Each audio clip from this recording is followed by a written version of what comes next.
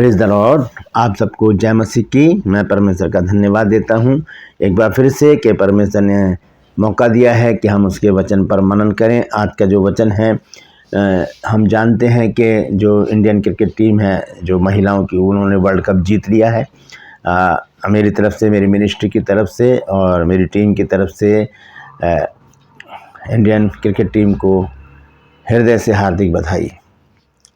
लेकिन कुछ काम ऐसे हो रहे हैं जिससे कि विचलित होता है मन, बहुत सोचने पर मजबूर हो जाता है। जो इंडियन क्रिकेट टीम के एक खिलाड़ी हैं जेमिमा रॉड्रिग्स, बहुत अच्छा काम किया उन्होंने। सेमीफाइनल में इंडियन टीम को फाइनल में पहुंचाया अपने दम पर 127 रन की नाबाद बारी खेल के। लेकिन उसके बाद जो कुछ भी हुआ है वो बहुत ही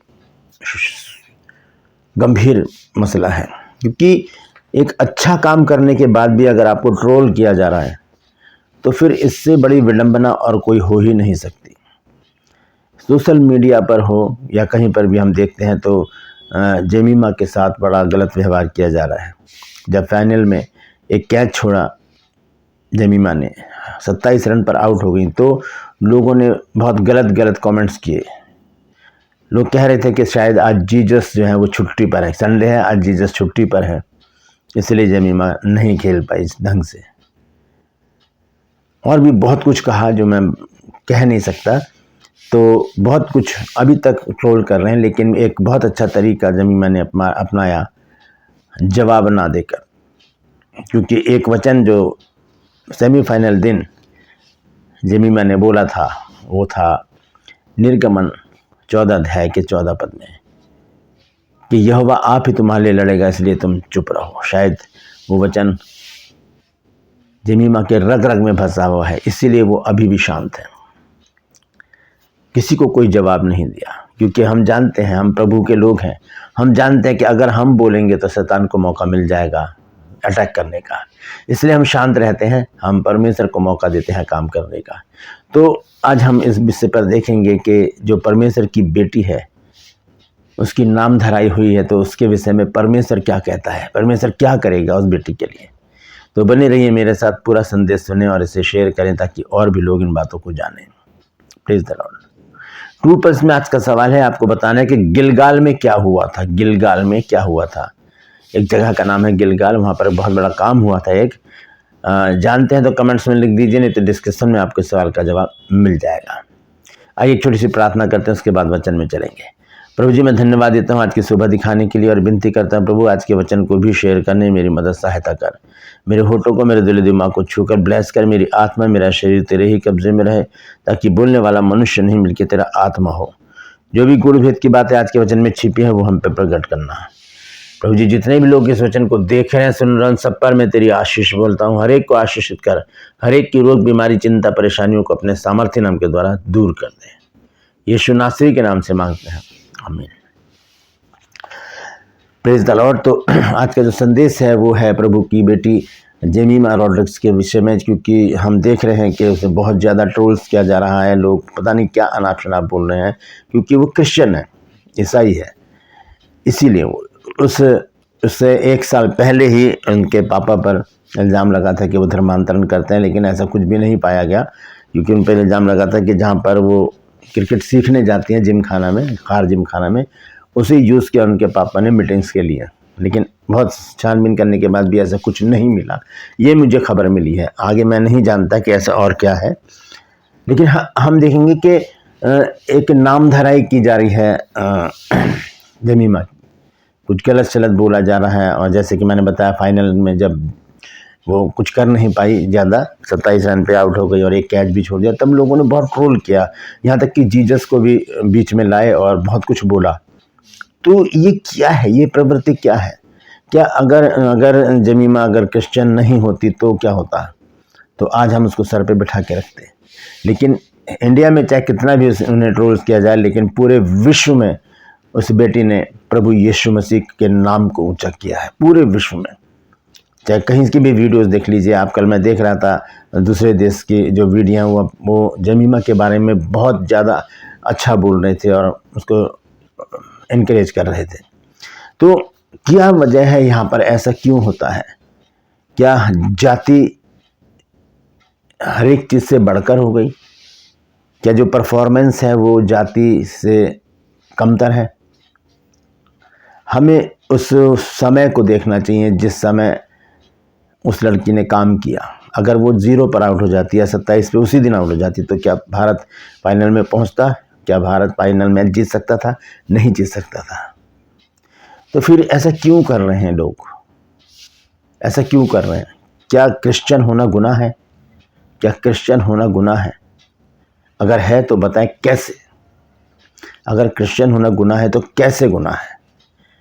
इसका कोई परिभाषा होगी, कोई इसका कोई एक बेस होगा इस बात का कि इस तरह से एक लड़की को ट्रोल्स किया जा रहा है। वही नहीं, और भी बहुत सारे क्रिश्चियंस हैं जिनको बोला जाता है बहुत कुछ। मुझे भी बहुत कुछ बोला जाता है। जब मैं लाइव आता हूँ तो बहुत कुछ बोलते हैं लोग, मुझे बहुत कुछ उल्टा सीधा बोलते हैं। क्यों? क्या हमें यही सिखाया जाता है?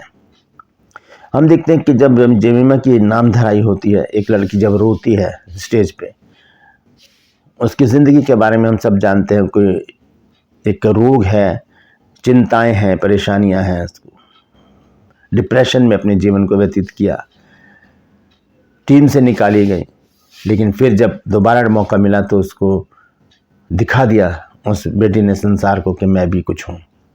क्यों? क्योंकि जीसस को उसने अपनी लाइफ में पहला स्थान दिया। जब हम यीशु मसीह को पहला स्थान देते हैं तो यीशु मसीह हमें शिरोमणि बनाता है। तो इसलिए बहुत ज़रूरी है कि इस बात को जानने के अगर नाम धराई हो रही है तो उसका परमेश्वर कैसे जवाब देगा? परमेश्वर कैसे उस बेटी के को प्रोटेक्शन देगा? कैसे उसको संभालेगा? इस विषय पर हम देखेंगे। आइए हम देखेंगे सबसे पहले 55 भजन संहिता 55 अध्याय का 12 पद, सॉन्ग चैप्टर 55 वर्स 12। यहाँ पर देखिए क्या लिखा है, दाऊद क्या कहता है नाम धराई के बारे में। क्योंकि जब किसी को ट्रोल्स किया जाता है या उसके नाम को उछाला जाता है तो उसे नाम धराई ही कहते हैं। तो उसके विषय में दाऊद ने क्या कहा है, भजन संहिता 55 अध्याय और उसका 12 पद। यह लिखा है, जो मेरी नाम धराई करता है वह शत्रु नहीं था, नहीं तो मैं उसको सह लेता। जो मेरे विरुद्ध बड़ाई मारता है वह मेरा बैरी नहीं है, नहीं तो मैं उससे छिप जाता। साफ रीति से लिखा है कि वो मेरे अपने लोग हैं, जो मेरे अपने हैं, जो जिनके साथ मैं रहती हूँ, जिनके साथ मेरा रोज का मिलना जुलना है, जो मेरे ही देश के लोग हैं। दाऊद यही बात यहाँ पे कहता है कि जो मेरी नाम धराई करता है वो शत्रु नहीं है, वो मेरे शत्रु नहीं है, वो मेरे दुश्मन नहीं है, मेरे अपने हैं, मेरे देश के लोग हैं, मेरे देशवासी हैं। जैसा उनको देश से प्रेम है वैसा ही मुझे भी है। तो फिर क्या वजह है ऐसी कि इतना ट्रोल किया जा रहा है? और हम देखते हैं भजन संहिता 119 की 22 आयत में जब दाऊद लिखता है, 119 अध्याय भजन 119 और उसकी 22 आयत, तो देखिए वहां पर क्या लिखा गया है।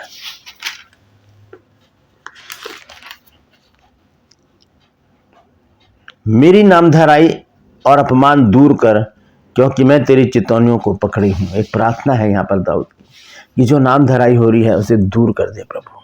और ये नामधराई सिर्फ परमेश्वर ही दूर कर सकता है, और उसके बदले में क्या देगा वो मैं आगे चलकर आपको बताऊंगा। इस नामधराई के बदले में परमेश्वर बहुत बड़ा रिगार्ड देता है, बहुत बड़ा इनाम देता है। हम देखते हैं यशाया 51 अध्याय में, जब यशाया चैप्टर 51 वर्स 7, तो यहां पर देखिए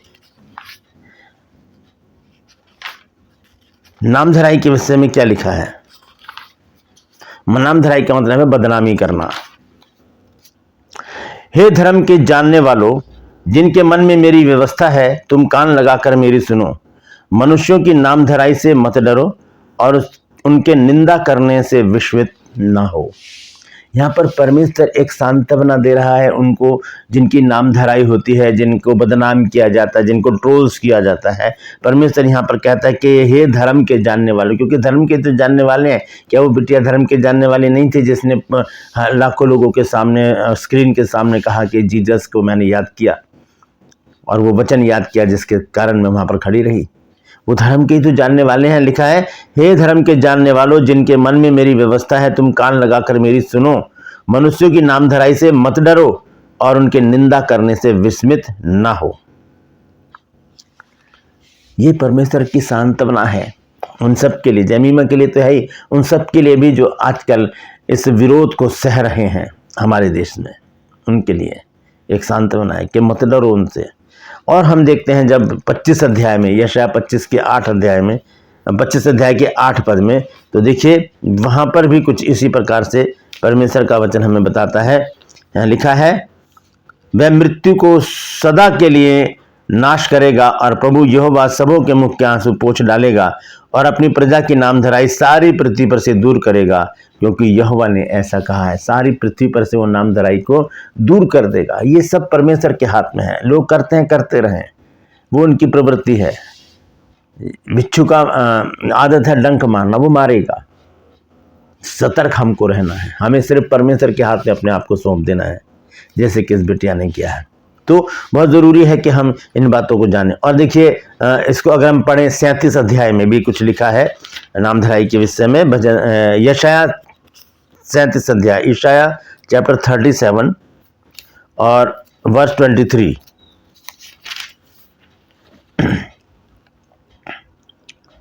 यहाँ लिखा है कि तूने किसकी नामधराई और निंदा की है, और तू जो बड़ा बोला और घमंड किया है, वह किसके विरुद्ध किया है?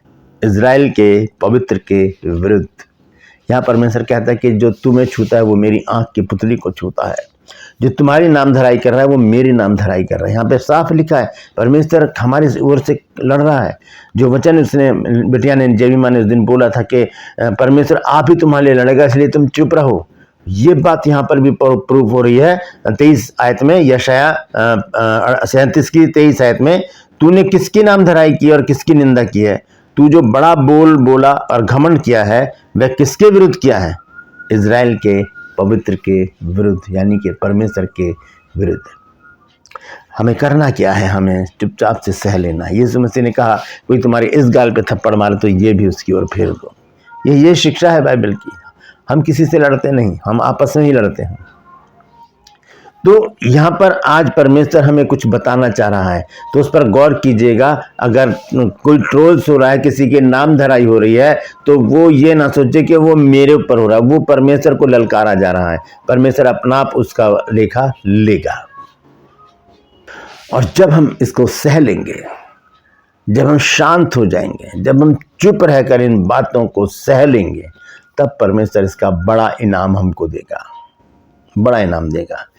हमें चाहे संसार में रहते हुए अच्छी परफॉर्मेंस करते हुए इनाम मिले ना मिले, कोई हमारी तारीफ करे ना करे, कोई हमें ट्रोल्स करता है करता रहे, कोई हमारी बदनामी करता है करता रहे, नाम धराई करता है करता रहे, लेकिन परमेश्वर की तरफ से हमें इसका बड़ा रिगार्ड मिलने वाला है। और जैसे कि हमारी बेटी है जेमिमा रॉड्रिक्स, उसको भी परमेश्वर की ओर से एक बड़ा इनाम मिलने वाला है। वो क्या है, आइए देखेंगे। यशायाह नबी की पुस्तक 61 अध्याय और उसका 7 पद लिखा है, तुम्हारी नामधराई की संति यानी के बदले दुगना भाग मिलेगा, अनादर के बदले तुम अपने भाग के कारण जय जयकार करोगे, तुम अपने देश में दुगने भाग के अधिकारी होगे और सदा आनंदित बने रहोगे, सदा आनंदित बने रहोगे। तो अगर ये मेरी वीडियो किसी भी तरह से जेमिमा के पास पहुंचती है, तो मैं उससे आशीर्वाद देता हूं अपनी बेटी को और कहता हूं कि यहाँ पर जैसे लिखा है कि सदा आनंदित बने रहो, सदा खुश रहो, आगे बढ़ो, परमेश्वर आपको आशीषित करे और अपनी महिमा के लिए इस्तेमाल करे और भी अच्छा खेलने की शक्ति बल सामर्थ्य। Praise the Lord. आप लोग भी अगर उस बेटी को, हमारी जो बेटी है उसको आशीर्वाद देना चाहते हैं तो कमेंट्स में ज़रूर लिखिए और लिखिए कि गॉड ब्लेस यू जेमिमा, परमेश्वर आपको आशीषित करे। Praise the Lord. परमेश्वर इन वचनों के द्वारा हम सबको आशीष दे। ट्रूपर्स में आज का सवाल है कि आपको बताना गिलगाल में क्या हुआ था। जानते हैं तो कमेंट्स में लिख दीजिए, नहीं तो डिस्क्रिप्शन में आपको इस सवाल का जवाब मिल जाएगा। मैं आपसे निवेदन करता हूं, यदि अभी तक आपने मेरे इस चैनल को सब्सक्राइब नहीं किया तो अभी सब्सक्राइब कर लीजिए, बेल आइकन को दबाइए ताकि नोटिफिकेशन आपके पास पहुंचे, नया वीडियो, नई जानकारी बिना व्यवधान, बिना रुकावट आपके पास पहुंच जाए। मेरे वीडियोज़ को लाइक कीजिए और शेयर कीजिए और कमेंट्स बॉक्स में आकर मुझसे ज़रूर बातचीत कीजिए। Praise the Lord. आज के लिए बस इतना ही, फिर मिलूंगा एक नए संदेश के साथ, एक नया वीडियो लेकर। तब तक के लिए मुझे इजाज़त दीजिए, लेकिन अपना और अपनों का ख्याल रखिए और ध्यान रखिए। अगर आपकी नामधराई हो रही है तो परमेश्वर की तरफ से आपको एक बड़ा गिफ्ट मिलने वाला है। Praise the Lord. परमेश्वर आप सबको आशीष दे।